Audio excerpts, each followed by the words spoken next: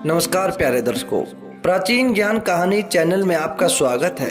प्यारे दर्शकों, भगवान शिव कहते हैं कि कौन सी संतान बुढ़ापे में सुख देती है और कौन सी संतान हमें दुख देती है। प्यारे दर्शकों, एक बार की बात है, भगवान शिव का एक भक्त बड़े ही दिल से, बड़े ही लगन से भगवान शिव की पूजा पाठ किया करता था। हर रोज मंदिर में जाया करता था। सुबह जाकर शिवलिंग पर जल चढ़ाना, भगवान शिव को भोग लगाना, फिर उसके पश्चात वह खाना खाता था। प्यारे दर्शकों, एक रात की बात है, भगवान शिव का वह भक्त सो रहा था और रात्रि में उसे एक सौपन दिखाई दिया।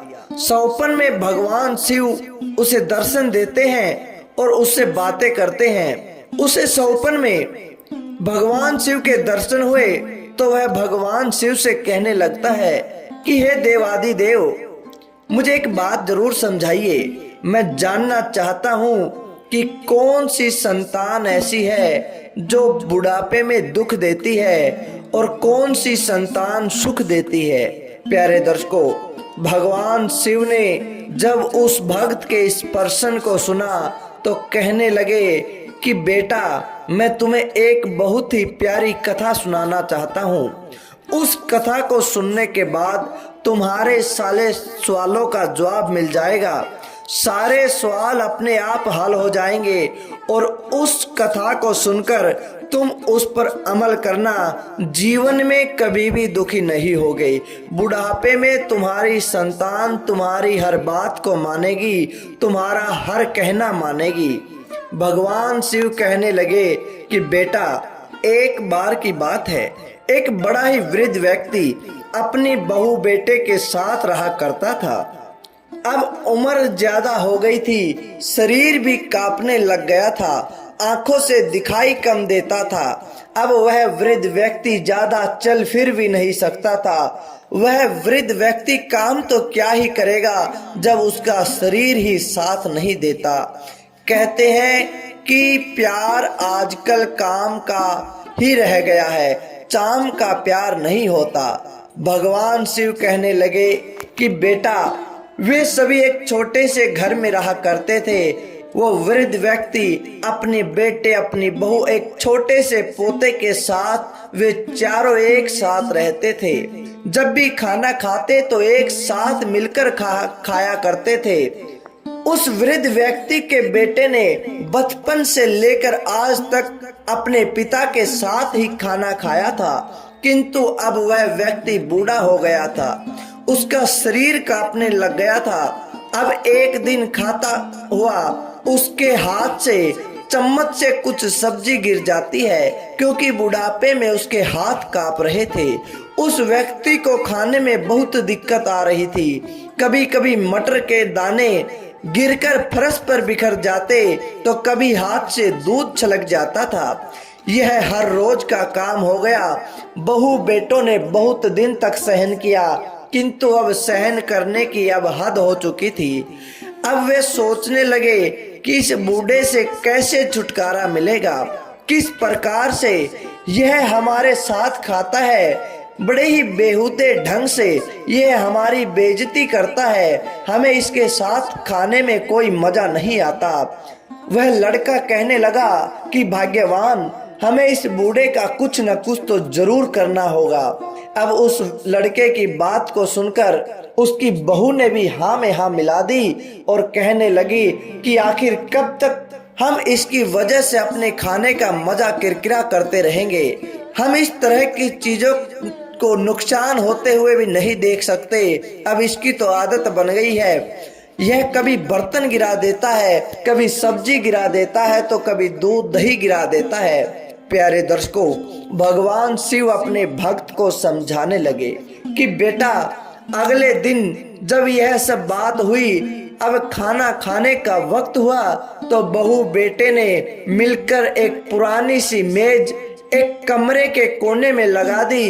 अब बूढ़े पिता को वहीं अकेले बैठकर अपना भोजन मिलने लग गया था। हर रोज वही उस मेज पर बैठकर भोजन करता था। न अब कोई उसके साथ बात करता था, क्योंकि पहले जब खाना खाते तो बूढ़ा व्यक्ति खाना खाते समय अपने बहू बेटे से बातें भी कर लिया करता था।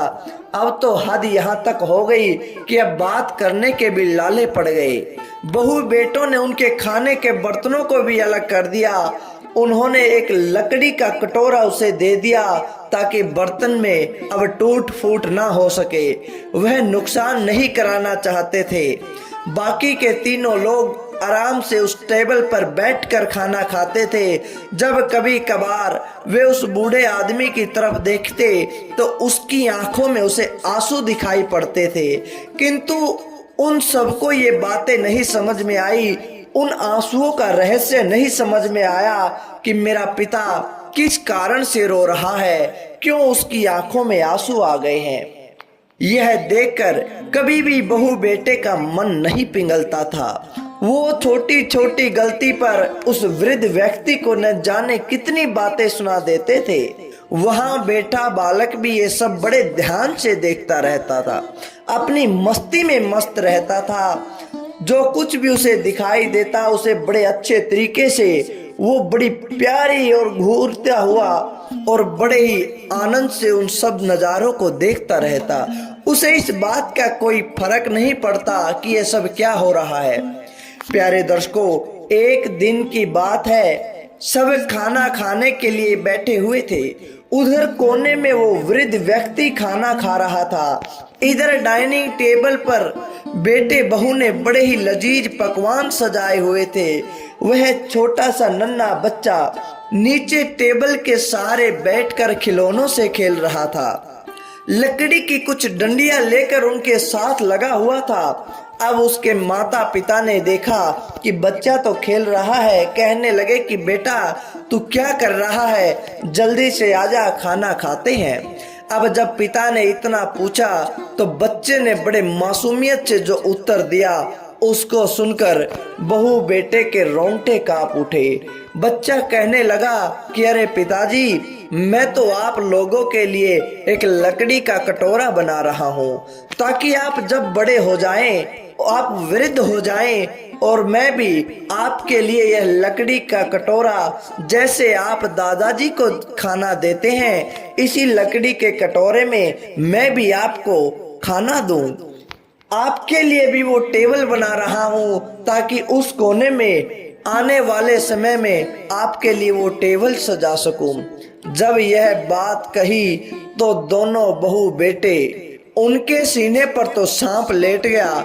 बच्चे ने तो यह बात जो कुछ भी देखी उसको देखकर ही कहा, किंतु उसकी इस बात का सबसे गहरा असर हुआ। उसके मुंह से एक भी शब्द नहीं निकला और आंखों से आंसू निकलने लगे। दोनों बहू बेटे रोने लग जाते हैं। वे दोनों बिना बोले ही सब कुछ समझ चुके थे, उन्हें अब क्या करना है और क्या नहीं करना। उसी रात उसी समय दोनों बहू बेटों ने अपने उस वृद्ध पिता को वापिस अपने साथ बैठा लिया और पहले से भी ज्यादा आदर सत्कार करने लगे, पहले से भी ज्यादा उसकी सेवा करने लगे।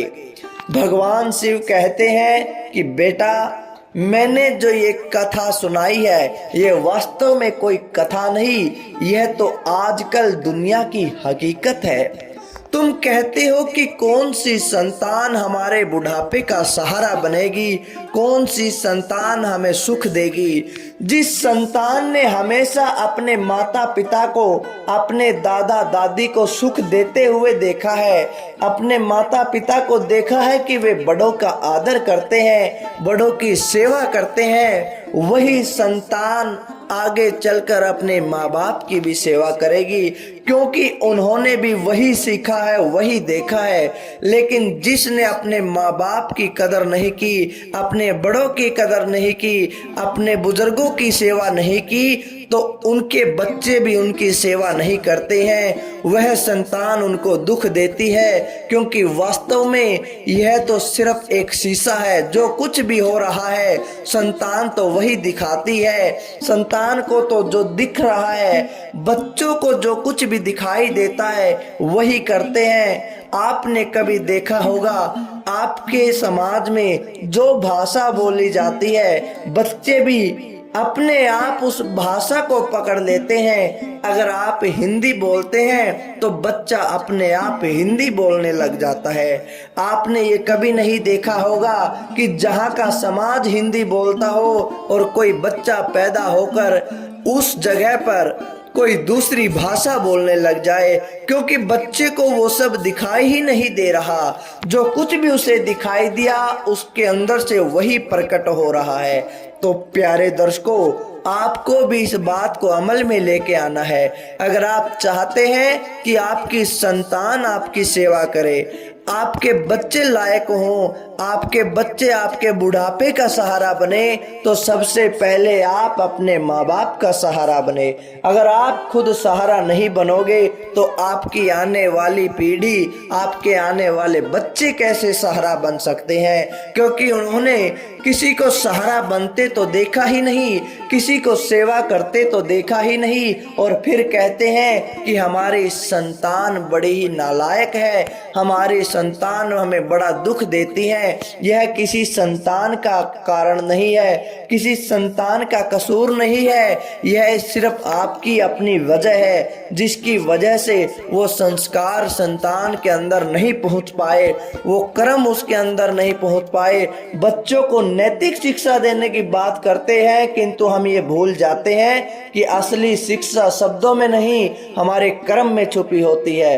अगर हम बच्चों को बस ये उपदेश देते रहें कि बड़ों का आदर करो, सबका सम्मान करो, और खुद उसके उलट व्यवहार करें, तो बच्चा भी ऐसा ही करता है।